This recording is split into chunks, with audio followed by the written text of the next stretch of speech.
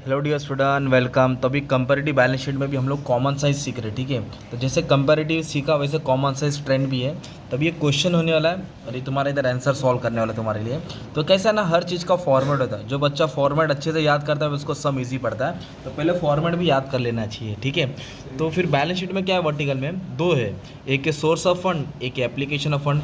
कहाँ से पैसा आया, कहाँ पैसा लगा। तो पैसा दो जगह से आता है। खुद का पैसा को बोलते हैं शेयर होल्डर फंड, कंपनी कर्जा लेती है बोरो फंड। और कंपनी कहाँ लगा है पैसा, फिक्स एसेट में, इन्वेस्टमेंट में, वर्किंग कैपिटल में। तो अभी पहले हम लोग इतना पार्ट सॉल्व करते हैं, ओके। सोर्स ऑफ फंड समझते क्या है, फिर बाद में कॉमन साइज क्या वो भी डिस्कस करेंगे।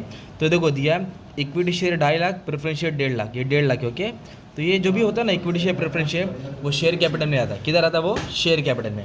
तो इक्विटी शेयर 2.5 लाख, तो इधर आप लोग लिखेंगे ऐसा, इक्विटी शेयर कैपिटल। क्या लिखेंगे, इक्विटी शेयर कैपिटल। आप लोग अपनी अच्छी राइटिंग में लिख देना, हमारी राइटिंग थोड़ी ख़राब है पर अब तो अच्छे है ना, सुंदर है, राइट। तो लिख देना 2.5 लाख 1.5 लाख, तो इधर लिखेंगे 2.5 लाख, इधर लिखेंगे 1.5 लाख। इसको बोलेंगे शेयर कैपिटल। फिर रिजर्व सरप्लस मतलब जमा किया पैसा।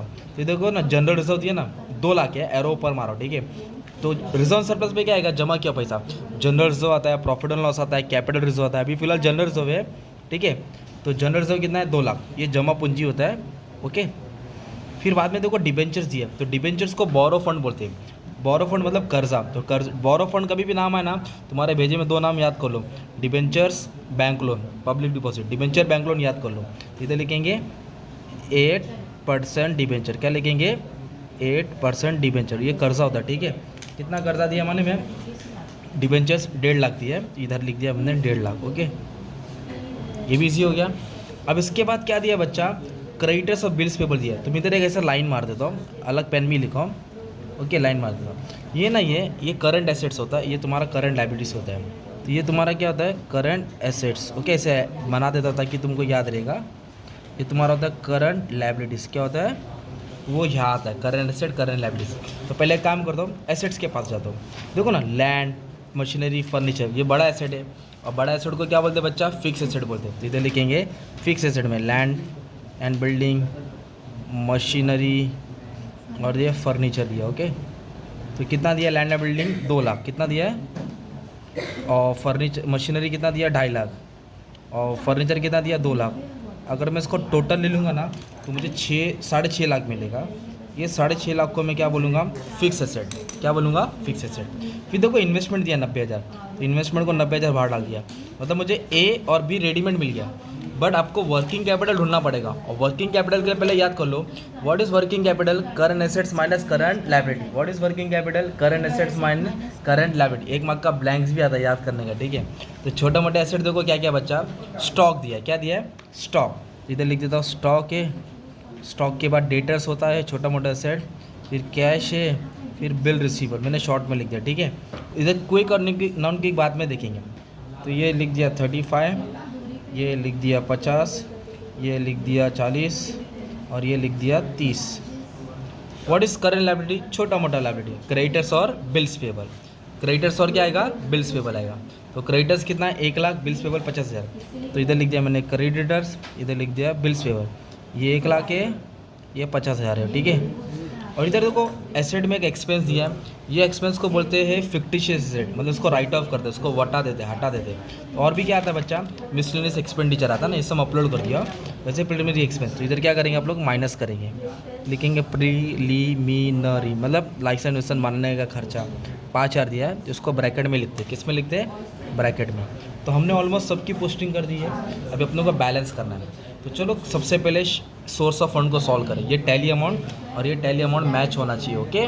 तो आ जाओ, तो बोलो शेयर होल्डर फंड्स। तो शेयर कैपिटल आता है, रिजर्व सरप्लस आता है और फिक्टिशियस एसेट माइनस होता है, मतलब ये ऐड होएगा, ये ऐड होएगा और ये 5,000 क्या होएगा, माइनस। तो ये 4 लाख हो गया, ये 6 लाख हो गया। 6 लाख में से 5,000 माइनस करेंगे तो 5,95,000 क्या मिलेगा, 5,95,000। इसको बोलेंगे share holder fund, own fund, खुद का पैसा। और ये 1.5 लाख है ना, डिबेंचर्स को बोरो फंड बोलेंगे, बॉयफ्रेंड नहीं, बोरो फंड, ठीक है। अब दोनों को ऐड कर देंगे, तुमको कैपिटल एम्प्लॉयड मिलेगा। क्या मिलेगा, कैपिटल एम्प्लॉयड। 5,95,000 प्लस 1.5 लाख, तो अपने को मिला 7,45,000। 7 लाख, ये दोनों को ऐड किया तो ये हो गया टोटल पैसा लगाया, खुद का पैसा, उधारी का पैसा। ये याद करने से रेशियो भी याद हो जाएगा। अब इसको कहाँ लिखना है, नीचे लिखना है सेम, क्योंकि ये आंसर और ये आंसर तुम्हारा मैच होएगा, मतलब तुम जीत गए। अब एप्लीकेशन ऑफ फंड में पैसा कहाँ लगा है, तो एक इधर दे दो, 1 number 2 number fix asset investment, fix asset और working capital. What is working capital, current asset minus current liability. तो ए और बी, मतलब ये एसेट्स होता है छोटा मोटा, ये लायबिलिटी होता है। ये तो 1.5 लाख आया, ये आ रहा तुम्हारा 1,55,000 आ रहा है ना, 50 40 90 1 20, हाँ 1,55,000। अब दोनों को क्या करेंगे हम लोग, माइनस करेंगे, दोनों को क्या करेंगे, तो 1,55,000 current asset minus current liability will be getting the working capital. तो अपने को मिला 5,000, कितना मिला भाई 5,000। इधर लिख दिया 3 नंबर, इधर क्या लिख दिया अपन ने 3 नंबर, ओके। तो फिक्स एसेट, चलो अभी कैलसी ले लेता हूँ तुम्हारे लिए। तो 6.5 लाख जो फिक्स एसेट है, 90,000 जो इन्वेस्टमेंट है, 5,000 जो वर्किंग कैपिटल है। कितना आना चाहिए था 745, कितना आया 745, जीत गए, वाह कॉन्ग्रेचुलेशन। पर अभी अपने को बोला कॉमन साइज़, क्या बोला है, तो कॉमन साइज़ का मतलब होता है हर अमाउंट को टैली से वेटेज करना है। तो इधर 100 डालो, टैली ना टैली, इधर क्या डालो 100।